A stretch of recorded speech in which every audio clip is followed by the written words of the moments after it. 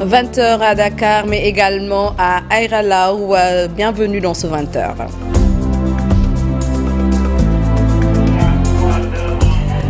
Le Conseil national de la consommation s'est tenu ce matin à Dakar. La baisse de certaines denrées effective à partir du 24 juin prochain. Une annonce du ministre du Commerce et de l'Industrie, Serigne Gueye Diop, promet un renforcement des contrôles sur le terrain. Et dans ce journal, nous ferons le point de la baisse et des produits concernés. Les acteurs présents au Conseil national de la consommation ont accepté les baisses affichées, mais demandent toutefois des mesures d'accompagnement pour soutenir les frais.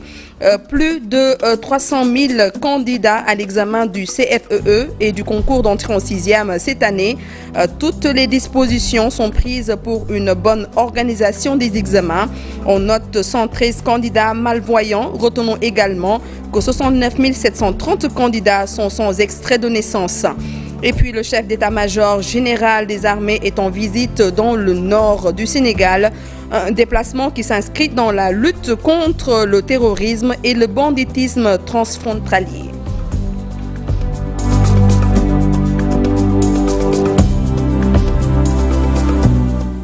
Bonsoir à tous et bienvenue. Enfin, la réunion du Conseil national de la consommation qui s'est tenue donc ce vendredi.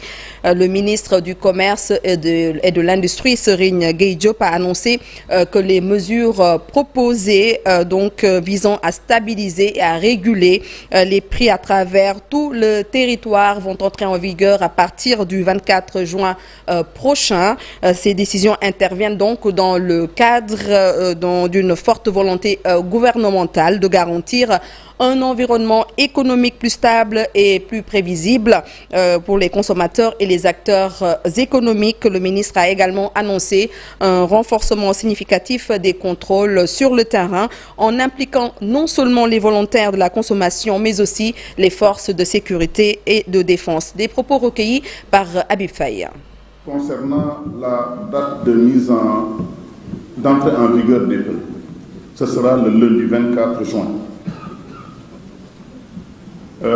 Tous les prix seront immédiatement applicables sur l'ensemble du territoire.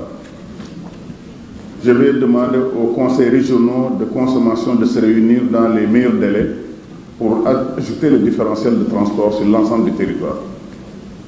Pour les mesures d'accompagnement, pour l'application des prix, le ministère de l'Industrie et du Commerce prendra toutes les dispositions en relation avec les acteurs, les importateurs, les commerçants, les industriels, les consommateurs. Pour que nous transférons d'abord la publicité et l'affichage des prix seront obligatoires. Le contrôle sur le terrain sera effectif et renforcé. On va impliquer d'abord les volontaires, vous savez qu'on a 1000 volontaires de la consommation, et les forces de défense et de sécurité seront aussi en contribution.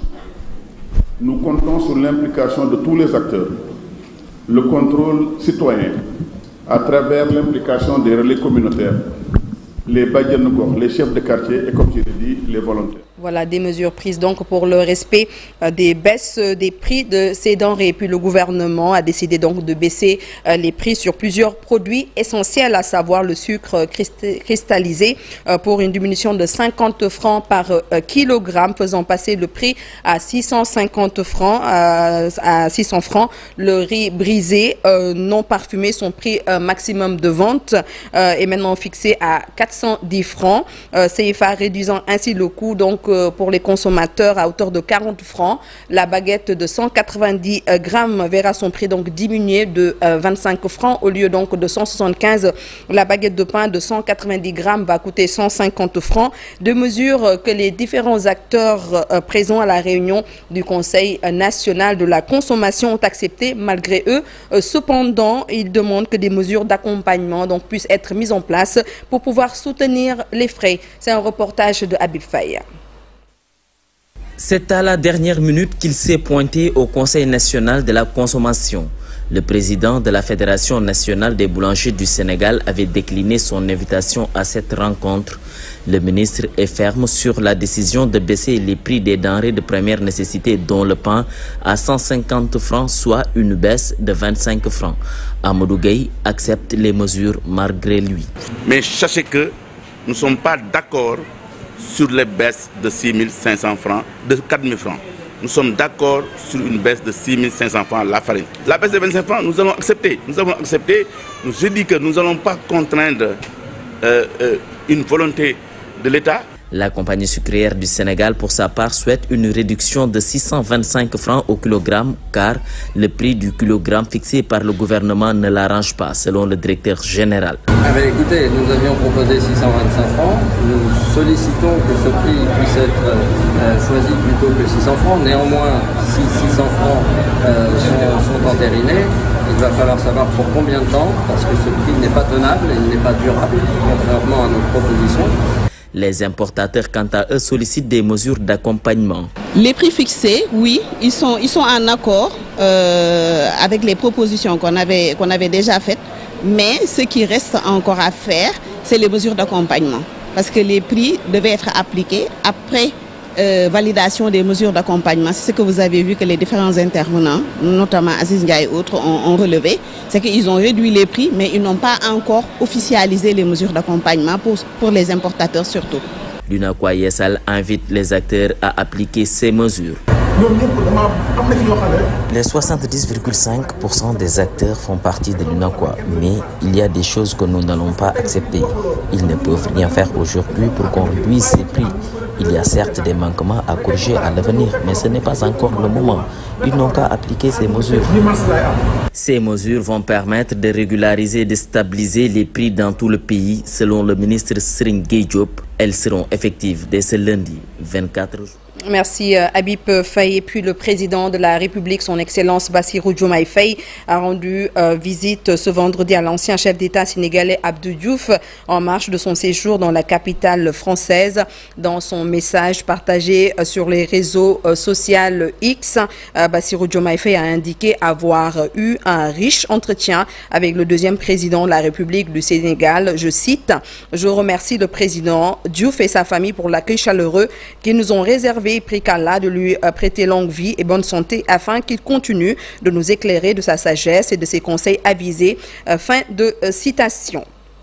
Plus de 300 000 candidats à l'examen du CFEE et du concours d'entrée en 6e vont composer donc le mardi 25 et le mercredi 26 juin prochain. Le directeur des examens et concours a fait le point face à la presse.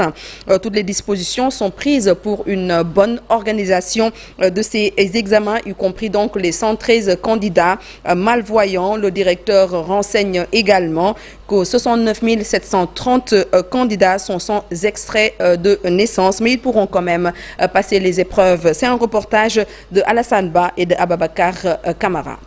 Tout le matériel est déjà acheminé. Pour cette année, 301 820 candidats sont inscrits, dont 170 266 filles.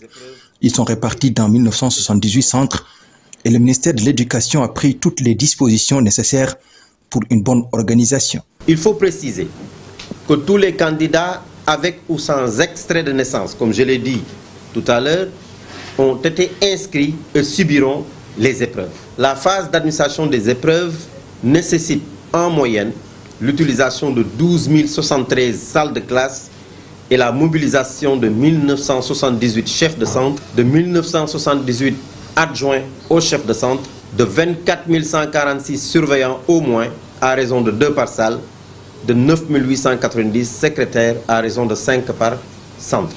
Parmi les candidats, 113 sont des déficients visuels, 61 non-voyants et 52 malvoyants. Par respect au principe d'équité, des dispositions particulières ont été prises par les autorités pour leur adapter les épreuves. En ce qui concerne les autres types de handicap, des dispositions sont prises au niveau local pour faciliter l'administration des épreuves et respecter le principe d'équité pour tous les candidats. Pour mieux se conformer aux nouvelles réalités, la DEXCO a entamé la digitalisation de tout le processus de l'organisation des examens, conformément à la directive numéro 14 du Premier ministre. Cela veut dire que depuis l'enrôlement des candidats jusqu'à la publication des résultats, en passant par l'inscription, en passant par les commissions spéciales, tout est digitalisé à travers la plateforme qui permet la constitution d'une base de données numérisée, accessible à temps réel c'est-à-dire 24 heures sur 24, pour tous les acteurs selon les niveaux de responsabilité. On n'a plus besoin d'aller sur le terrain pour recueillir des statistiques. Les épreuves seront administrées sur l'ensemble du territoire national, en Gambie et en Guinée-Bissau, le mardi 25 juin et le mercredi 26 juin. Le directeur des examens et concours invite les parents à accompagner leurs candidats pour éviter les retards et les absences. Il est également interdit les téléphones portables et les calculatrices dans les centres. Cette année, les résultats du CFE seront publiés en même temps que ceux de l'entrée en 6e. Et puis le ministre de la formation professionnelle, Moustapha Sarré, était à Thiès, au lycée technique François-Xavier John, pour s'enquérir également du déroulement de l'examen du bac technique. Le ministre en a profité donc pour exhorter les jeunes à penser à la formation, un créneau porteur pour ouvrir beaucoup de perspectives. Il est au micro de Cheikh Anta Diop. Nous avons tenu de venir ici voir l'organisation. Je vous ai dit tantôt qu'elle est parfaitement bien faite. Parce que les élèves sont arrivés déjà à l'heure, les candidats. Ils y ont trouvé des surveillants en nombre suffisant, justement, parce qu'on me dit que dans chaque classe, il y a au moins 3 surveillants. Au niveau national, il y a 3411 candidats, dont 1880 filles. Ici à Thiès, nous avons trouvé 210 candidats, dont 124 filles. Nous constatons à l'échelle nationale comme à l'échelle locale, n'est-ce pas, la dominance des filles. Et ça, c'est tout à l'honneur justement de nos filles qui ont fait beaucoup de progrès dans ce domaine-là. Et nous allons les encourager davantage. Aujourd'hui, la formation professionnelle est devenue un secteur très attractif. Le lycée refuse même du monde. Et cela montre que de plus en plus, la formation professionnelle commence à ne plus être un deuxième choix pour les élèves. Et nous, notre objectif, c'est de faire en sorte que dès le bas âge, que les élèves optent pour cette formation professionnelle. Nous voulons faire en sorte qu'à terme, qu'il y ait 30% également d'apprenants qui vont à la formation professionnelle, en face de 70%. Et nous voulons même augmenter ce taux-là, parce qu'un pays qui veut se développer, comme je l'ai dit tantôt, a le devoir de former sa jeunesse. Comme nous avons une population très jeune, 75% des Sénégalais n'ont pas 35 ans. Vous comprenez donc la tâche ardue qui est face à nous. Et je crois bien que nous serons à la hauteur pour faire en sorte que le Sénégal soit un véritable exemple en Afrique. Après l'éducation, parlons maintenant de la santé, avec comment améliorer la prise en charge des patients dans les structures sanitaires, le thème central des journées hospitalières, le thème central donc de ces journées prévues à Dakar du 26 au 28 juin prochain, qui sera une occasion pour décliner la feuille de route pour des soins de qualité dans les hôpitaux. Ces rencontres sont initiées par le réseau des hôpitaux d'Afrique, des Caraïbes et de l'océan Indien. Une rencontre préparatoire s'est tenue ce matin à l'hôpital Fann. Suivant les explications de Kadia Toussar Kébé, elle est la présidente du réseau. Parce que ce que nous recherchons, le plus important, les autorités, les administrateurs hospitaliers et nous-mêmes, c'est comment faire pour dispenser les meilleurs soins. Et pour dispenser les meilleurs soins, il y a un canevas, il y a un référentiel. On ne le fait pas de manière aveuglée. Donc c'est ça vraiment l'importance de ce thème pour que les hôpitaux sénégalais et les hôpitaux africains puissent s'inscrire dans une démarche qui aboutira à améliorer l'accessibilité et qui aboutira aussi à améliorer la qualité des soins. Donc c'est ça que je voulais dire en résumé. Remercie. Et puis parler de la marche organisée ce matin, cet après-midi, donc pour exiger la libération des personnes détenues arbitrairement au Burkina Faso. Amnesty International dénonce par la même occasion l'enrôlement forcé des personnalités par le régime de Ibrahim Traoré. Nous proposons de suivre Seydi Gassama. Il est au micro de Moudoufal. Aujourd'hui, le fondateur de ce mouvement, l'avocat Guy Hermekam, qui est un avocat pro-démocratie, un avocat pro-droits humains, qui s'est rendu partout en Afrique, partout où un journaliste est emprisonné, partout où un opposant ou un ex est emprisonné, Guy Hervé a payé de ses propres moyens pour y aller, pour défendre cette personne-là. Il a été l'avocat d'ailleurs de Ousmane Sonko pendant les débats judiciaires qu'il a connus. Aujourd'hui, Guy Hervé, depuis le 24 janvier, est en détention. La justice du Burkina Faso a ordonné, n'est-ce pas, le gouvernement de le remettre en liberté. Plusieurs fois. D'abord, le tribunal, n'est-ce pas, de première instance de Ouagadougou. Ensuite, la cour d'appel de Ouagadougou ont ordonné sa remise en liberté. L'armée burkinabé dirigée par Ibrahim Traoré a fait semblant de le libérer. Ils l'ont emmené jusqu'à devant chez lui, ils lui ont fait signer un papier comme quoi il reconnaissait sa libération et aussitôt ils l'ont arrêté de nouveau et ils l'ont conduit aujourd'hui dans une caserne de gendarmerie où il est placé en détention arbitraire. Nous dénonçons donc ces détentions arbitraires contre des journalistes, contre des activistes, contre des avocats au Burkina Faso et demandons leur libération immédiate et sans condition. Nous demandons également que cesse l'enrôlement forcé de toutes les personnes qui critiquent le régime. Toujours dans l'actualité sociale, grogne à l'Office national de l'assainissement du Sénégal. Le cadre unitaire des syndicats de l'ONAS émet beaucoup de réserves quant à la mise en place d'une brigade d'intervention rapide qui s'appelle BIRA. Le cadre a tenu une assemblée générale au siège de l'ONAS et interpelle les autorités compétentes. Ababakar Khan est le secrétaire général du syndicat national des travailleurs de l'assainissement du Sénégal et coordonnateur du cadre unitaire des syndicats de l'ONAS. Il est au micro de Abdoulaye Patéane. Le problème sérieux a été identifié au sein de l'ONAS avec la création de la brigade d'intervention rapide dénommée BIRA, suscitant des interrogations quant à son objectif réel.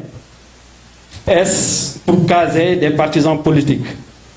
Vous avez en tout cas la chance d'avoir sous votre responsabilité un personnel d'appoint qualifié, expérimenté à travers ses prestataires.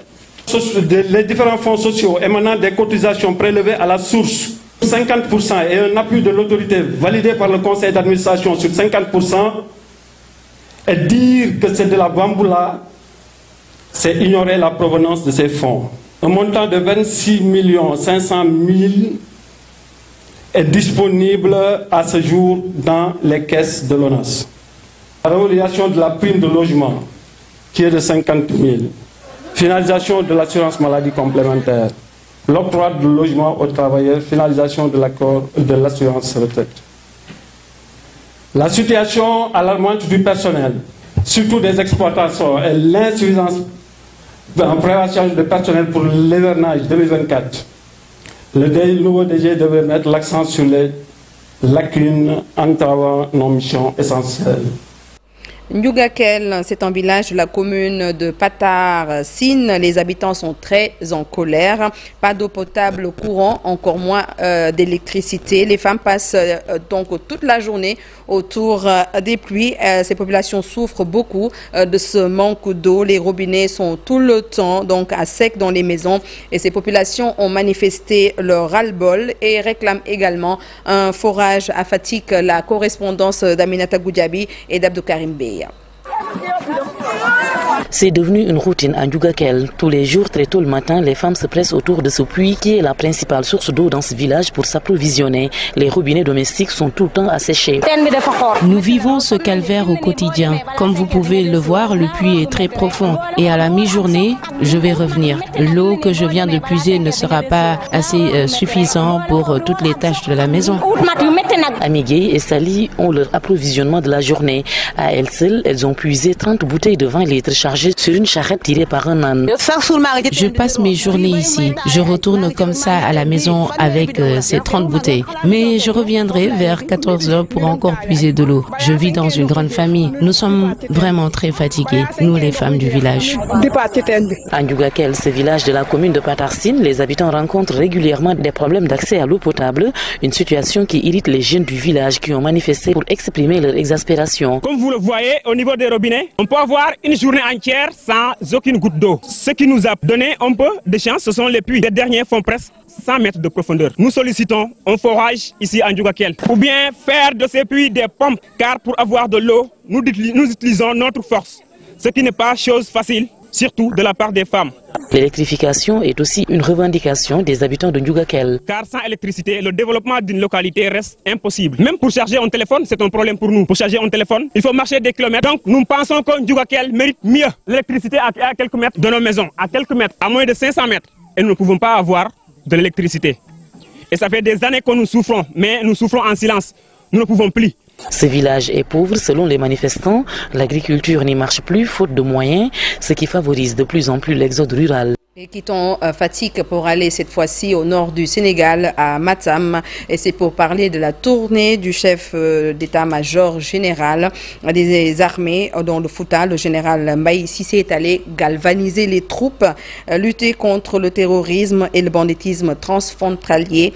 Le SEMGA se réjouit de la bonne collaboration donc entre les forces de défense sénégalais et mauritaniennes, accompagné de ses proches collaborateurs. Le chef d'état-major général des armées assure que les autorités mauritaniennes et sénégalaises avaient déjà anticipé bien avant la production du premier baril de pétrole. Matam, Ali Bandeniang.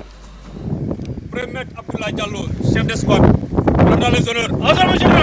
Accompagné de ses plus proches collaborateurs, le chef d'état-major général des forces armées a passé 48 heures dans la région de Matam. Après avoir visité les cantonnements militaires, le général des corps armés Mbaye Cissé s'est fortement réjoui de l'état d'esprit et de la motivation des troupes sur le terrain. Et la visite avait principalement pour objet de venir dans un premier temps de m'enquérir des conditions de travail des unités qui sont déployées ici. Me rendre compte que ces unités sont dans les meilleures conditions de performance. Et s'il y a des déficits ou des insuffisances qui sont identifiées, y trouver des solutions. Ensuite, c'est une occasion toujours pour moi de jauger du moral de la troupe, parler aux soldats, aux sous-officiers, aux présidents de catégorie des sous-officiers et des militaires du rang pour relayer certaines préoccupations qui ont trait un peu aux conditions de vie, à la dimension sociale de leur existence ici dans cette zone militaire.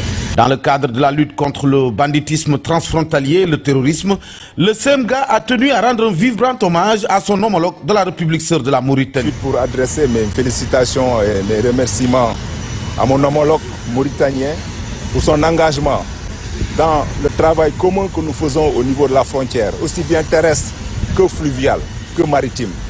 Aujourd'hui, nous sommes en parfaite symbiose pour travailler autour de la prise en charge des défis sécuritaires et nous sommes très heureux de constater ici, au cours de cette visite, que cela se passe très bien, que les unités de part et d'autre comprennent ce qu'on attend d'elles et surtout que nos deux pays ont compris que nous devons travailler dans un parfait climat de coopération. Une franche collaboration qui permettra la combinaison des efforts pour une meilleure sécurisation de nos ressources pétrolières et gazières. En compagnie du commandant de la zone militaire numéro 2 et de celui du 32e bataillon d'infanterie de Ourossogui, le chef d'état-major général des forces armées a surtout tenu à rassurer les populations de Matam. Merci beaucoup Ali Bandelian. Et puis ce 21 juin est célébré partout dans le monde la fête de la musique. À Saint-Louis, notre correspondant est allé à la rencontre de Ndeye Fatou Fall, la fille cadette de Diaboussek, la Saint-Louisienne, la grande cantatrice alliée donc tradition et modernité. Elle déplore toutefois le manque de soutien des autorités envers les artistes locaux. C'est un reportage de Ousseynou Diop. Voici la voix de sa mère, Diaboussek, la Saint-Louisienne, et celle de Ndeye Fatou Fall, la fille cadette de la grande cantatrice saint-louisienne. La musique est dans ses veines. La fille de Diaboussek a commencé à chanter depuis l'inauguration de l'école Samandjeme Sao de Ndartout. Ce jour-là, ma mère était malade. Elle ne pouvait plus chanter. Elle avait commencé une chanson et je l'ai continuée. Depuis lors, je chante. Diaboussek disait ceci. Elle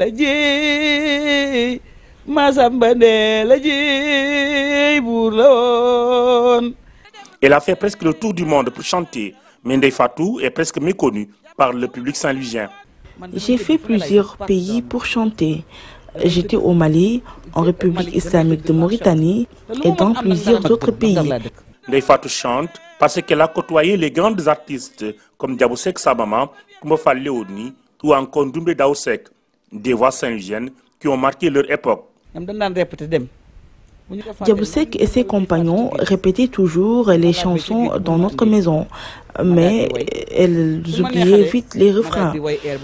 Elles m'appelaient pour que je les guide. C'est pourquoi je n'ai pas appris à chanter. La Saint-Louisienne a vécu un long moment en République islamique de Mauritanie. Désormais, elle veut rester au Sénégal pour accompagner les jeunes artistes, mais elle déplore tout de même le manque de soutien des autorités qui ont presque oublié les artistes saint-louisiens. Les artistes de Saint-Louis ne sont pas bien soutenus. Je pense même que les autorités ont négligé notre apport culturel. Et pourtant, l'artiste peut participer au développement de son pays. Neifatou continue sa riche carrière musicale. Elle allie tradition et modernité. La Saint-Louisienne veut conquérir désormais les cœurs des Saint-Louisiens. TFM Sénégal Youssou Ndour Ndeye Fatou ñëw na kumba diggi sama ma nga sa mais Sidi Binta Wali dara bi Youssou Ndour Ndeye Fatou ñëw na. Bonne fête à tous les artistes et puis retenons ensemble que le consommé local maintenant est très prisé. Les férus du Made in Sénégal en nouvel espace de délectation lancé par Moustapha Sy Ndiaye. Le club Maraz est selon le designer un atelier de partage, un pont entre générations. Et pour l'ouverture de ce club situé au plateau, l'artiste a déroulé le tapis rouge à son père plasticien de formation, Sarah Cissé et Amadouba, ont assisté à ce opening. Et de deux pour la marque Maraz qui étale ses tentacules dans la capitale sénégalaise. Le club, un espace qui propose des articles divers et variés aux férus de la maroquinerie. Pour le designer, il ne s'agit pas d'une boutique mais plutôt d'un atelier de partage pour célébrer l'art sous ses différentes formes. Nous voulons à travers ce club, à travers cet espace, magnifier tout ce qui se fait de beau au Sénégal, inviter les artistes et les acteurs culturels à venir partager et à montrer la beauté de l'art, de l'artisanat et de la culture sénégalaise, mais surtout dakaroise, parce que Dakar aujourd'hui, c'est une marque de fabrique. Pour l'ouverture de sa nouvelle boutique, Moustapha Sy Ndiaye, alias Maraz, a déroulé le tapis rouge à un certain Serigne Ndiaye. Plasticien confirmé, professeur d'éducation artistique, il est aussi le père du designer. Une invitation placée sous le sceau de la transmission du savoir dans un espace qui sert désormais de pont entre les générations. C'est la passerelle. Passerelle de générations qui se retrouvent autour des métiers du terroir, le travail du cuir et le travail de la peinture sous verre. C'est une longue marche et l'aboutissement aujourd'hui, c'est Maraz, le fils de Serigne. C'est Maraz à côté d'un père qui a eu beaucoup de rigueur, beaucoup de créativité. Je trouve ça extraordinaire et je dis que la relève est là.